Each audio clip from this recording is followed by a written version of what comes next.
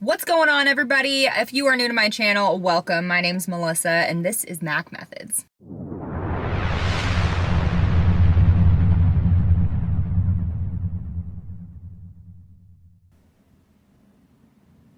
Today, I am going to be sharing my top 3 do not do's.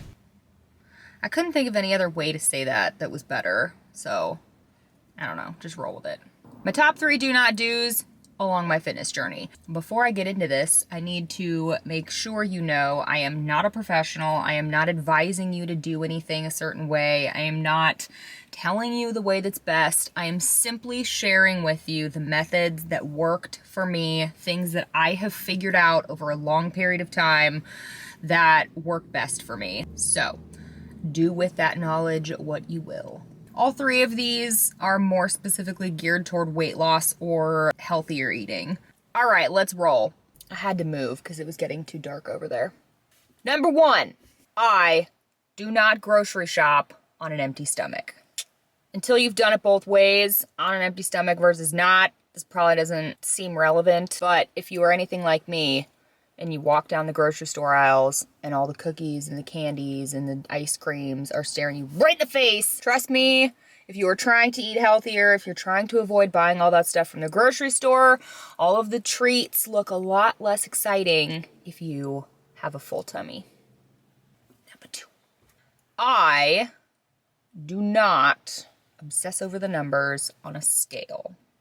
I can tell you from personal experience, it is really easy to fall into a very unhealthy habit of getting on that thing every single day, especially if you're starting out in this, depending on what your workout routine is every week, depending on what kind of diet you're eating, high protein versus low protein intake. You could be losing fat, gaining muscle, stepping on that thing, and wondering why those numbers are going up and not down.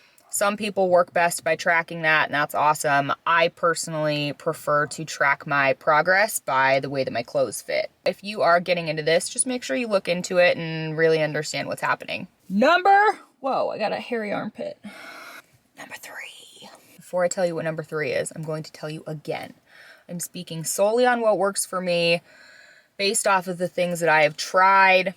I am not knocking any of these lifestyles. They can be awesome for some people, just not for me. So, without further ado, number 3, I do not deprive myself of any specific food groups. I've done vegetarian for a while. I've done vegan for a hot second. Juice cleanses, completely dairy-free, fasting. The dumbest one that I've ever done was a 7-day where you ate only fruits on one day, only veggies on one day, only bananas and milk on one day. I threw up. Let me tell you, people, the things on the internet will get you in trouble and have you and puking at the exact same time. All of those can be awesome for some people. They work great for others. They're just not for me. I was trying them specifically for weight loss to see how my body reacted to those types of things, and it didn't change anything for me. So just keep in mind that different things work for different people. We're all a completely different genetic makeup. What works for one person isn't necessarily going to work for you, and vice versa. That's something that took me a very long time to realize. And there you have my personal top 3 do not do's along my fitness journey. Take all of that with a grain of salt. Maybe it works for you, maybe it doesn't. Moving on. Good morning, everybody. I didn't make any cold brew yesterday, so I had to go to Starbucks this morning. I did a mobile order, so I went in, so I don't have to sit through the 900-person drive-thru. When I went in, and when I was leaving, there was a girl that was working there making her drinks, and she welcomed me when I came in, and she said, "Goodbye, hope you have a nice day." When I left, and I did not say anything back because I was not expecting her to do that, because we're trained that people don't pay much attention to one another. But anyway, I'm going to call them back, and I'm going to tell them that I appreciated that, because I think that it's important to tell people these things, and I feel bad that I didn't say it back to her. So we're going to call them and see what they say.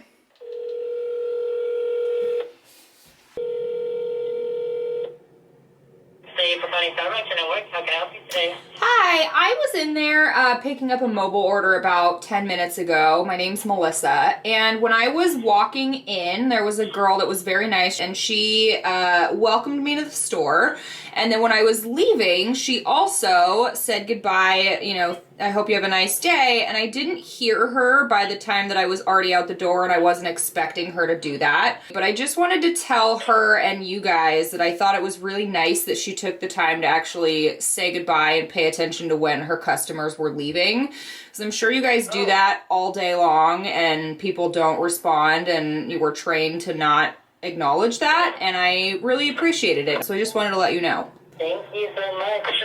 Yeah, we actually started doing that a couple of weeks ago. So we started, you know, greeting customers and then also saying have a nice day, goodbye.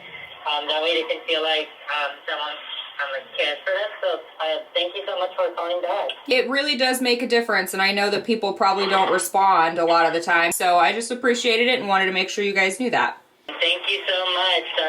We really appreciate that feedback. Yeah, of course. Thank you. I hope you have a good day. Thank you. All right, bye. Have a good day as well. You too. Bye-bye. And that, ladies and gentlemen, is how we make a difference and start to change the world.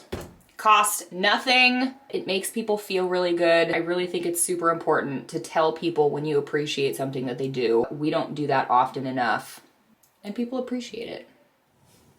Oh my God, I hate this. So my skin does this really great thing where if I don't take an allergy pill every 24 hours, I just break out in hives. So that's happening. And I didn't take my meds in time.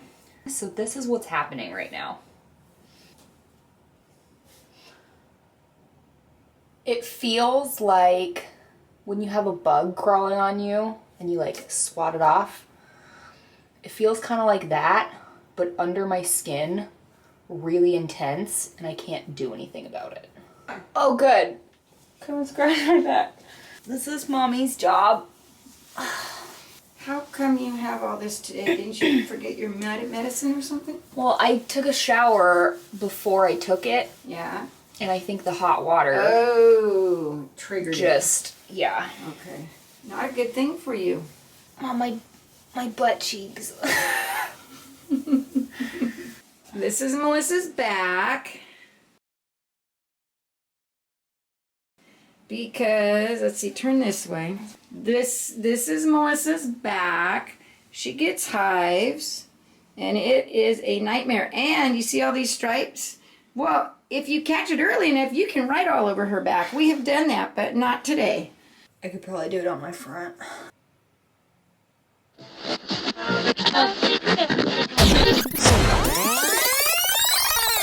There you have it. All right, everybody, before I sign off for the night, I wanted to share with you a couple of videos that I found of dance rehearsal fails. Some of you may recognize this person. This is from a show that we did a couple of years ago.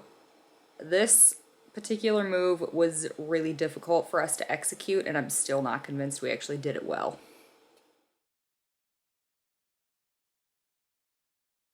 One, two, three.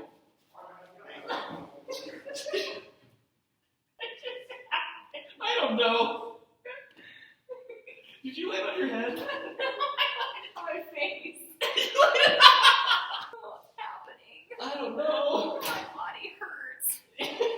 Push this and then pull. 1, 2, 3. Oh my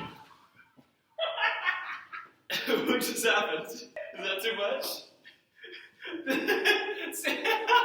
That felt just like a step up from not doing anything.